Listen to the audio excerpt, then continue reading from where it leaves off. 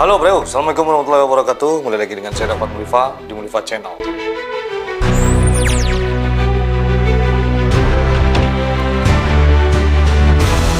Kasus Vina Cirebon di Jawa Barat belum lagi mendapatkan titik terang dan menyeret beberapa nama orang dari institusi di pemerintahan di sana. Seperti salah satunya nama dari Kepolisian Republik Indonesia yang mana diduga telah lamban dalam penanganan kasus ini, dan juga kisah salah tangkap seseorang tukang bangunan, dan banyak lagi drama lainnya dalam kasus ini. Nah, kita tidak fokus pada kasus Vina Cirebon. Di Sumatera Barat juga ada kasus yang serupa tapi tak sama. Ya, dia adalah Afif Maulana. Nah, Afif Maulana seorang pelajar SMP berusia 13 tahun. Dia telah ditemukan tewas di Sungai Batang Kuranji, Kota Padang, Sumatera Barat. Kejadian ini menyisakan banyak pertanyaan dan misteri yang belum terpecahkan. Saya akan menyebutkan di sini beberapa kronologi dan beberapa aspek yang memperumit kasus ini. Afif Maulana ditemukan meninggal dunia di bawah jembatan aliran Batang Kuranji, Kota Padang, di Sumatera Barat pada 9 Juni 2024 silam. Afif diduga tewas setelah personil Sabara Polda Sumatera Barat membubarkan sekelompok pemuda yang diduga tawuran. Dalam kasus kematian Afif Maulana, terdapat beberapa saksi mata yang memberikan keterangan. Beberapa di antaranya adalah 5 anak seusia Afif dan seorang pemuda berusia 18 tahun yang terakhir kali bertemu korban di lokasi penemuan mayat. Mereka menyaksikan kejadian dan memberikan informasi tentang dugaan penyiksaan terhadap Afif ini sebelum kematiannya. Keterangan dari para saksi ini menjadi bagian penting dalam penyelidikan kasus Afif ini. Jenazah Afif menunjukkan luka lebam di hampir seluruh tubuhnya. Luka merah membiru terdapat di bagian punggung, tusuk kiri belakang, dan perut bagian kiri. Jejak sepatu juga terlihat, menguatkan dugaan adanya tindak penyiksaan kepada Afif sebelum dia meninggal. Lembaga Bantuan Hukum Padang menyebut pada Minggu sekitar pukul 4 waktu Indonesia Barat dini hari, Afif bersama korban berinisial A berada di jembatan aliran Batang Kuranji di Jalan Bypass kilometer 9 Kelurahan Pasar Embacang, Kecamatan Kuranji. Mereka hendak mengendarai sepeda motor menuju utara. Pada saat itu mereka dihampiri diduga anggota Sabara Kepolisian Daerah Sumatera Barat yang sedang melakukan patroli menggunakan motor dinas berjenis KLX. LBH Padang mengatakan anggota polisi itu menendang kendaraan Afif dan temannya yang berinisial A ini hingga jatuh terpelanting ke bagian kiri jalan. LBH Padang juga mengatakan si A saat ditangkap melihat Afif Maulana sempat berdiri dan dikelilingi anggota polisi yang memegang rotan. Semenjak itu korban A tidak pernah lagi melihat Afif.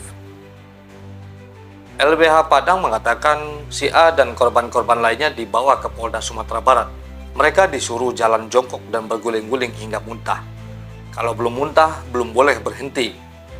Kejadian tersebut sampai jam 10 waktu Indonesia Barat. Dan setelah membuat perjanjian untuk tidak melakukan kesalahan yang sama, korban A dan korban-korban lainnya dibolehkan pulang ke rumah masing-masing. Itu ujar LBH Padang. Nah, berdasarkan investigasi sementara LBH Padang, penyiksaan dilakukan polisi terhadap 6 orang anak dan 2 orang dewasa sekitar usia 18 tahun hingga menyebabkan luka-luka.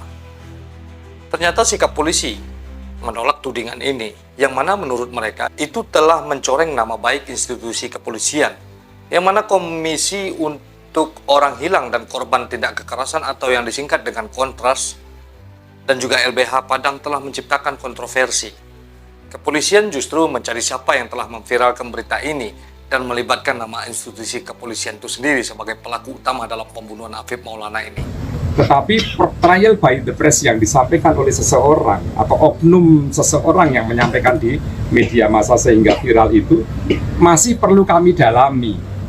Sehingga kami saat ini sedang berupaya untuk mendapatkan yang bersangkutan untuk kami periksa sejauh mana dan apa yang dia ketahui terhadap apa yang diucapkan di media sosial itu.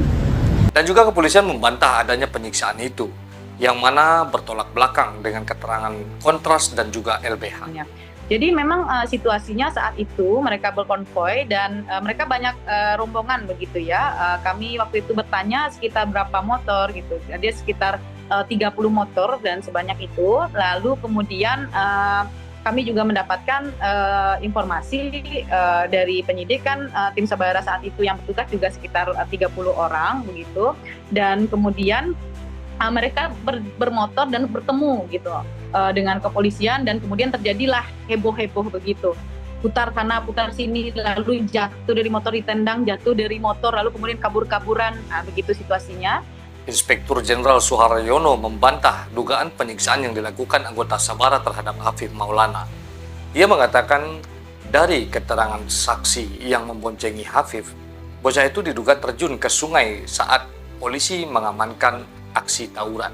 Hanya sebelum terjadi peristiwa siang pukul 11.55 saat penemuan mayat di bawah jembatan Kuranji, wilayah Polresta Padang, itu sebelumnya ini berdasarkan kesaksian dari saudara Aditya yang memboncengkan almarhum Hafif Maulana, itu diajaklah masuk ke sungai untuk mengamankan kejaran polisi. Masuk ke sungai ini sudah ada kesaksian dari Aditya bahwa memang almarhum Hafif Maulana itu berencana akan masuk ke sungai, mencoba ke sungai. Aduh, bangun cepat di belakang Pak, kelek gitu ya Pak. Tu Aditya Sunda Pak. Jadi kibo kelek kau sampai sipak itu Hafif Pak Sunda Pak. Sipak tu turi Pak, sipak pun tak belum ke Pak, langsung turi Pak. Jumatan janji Pak. Pas dikira tengah di Pak dia Pak. Tu sempat Hafif ngecek sama dia Pak sebelum kejadian tu Pak. Jatuh ya. Sempat dia jatuhan Pak. Tu ajak Hafif Pandit melompat Pandit. Jangan Hafif. Jangan lompat abang menyerang Hafif Pak. Abang cari abang Hafif jangan melompat Hafif. Dicarilah Hafif di kan Pak. Tampo di dapat Pak, nyawa bawa di Pak, nak tahu di timah Hafif Pak, kena bawa di ke Polsek Kelangi Pak.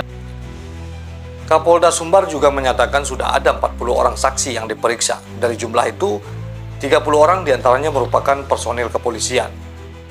Di sisi lain, keluarga korban berharap pelaku segera terungkap dan inginnya dihukum mati.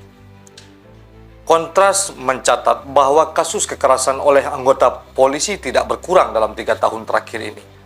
Budaya kekerasan di kepolisian termasuk pengawasan yang lemah menjadi faktor yang memperparah situasi ini.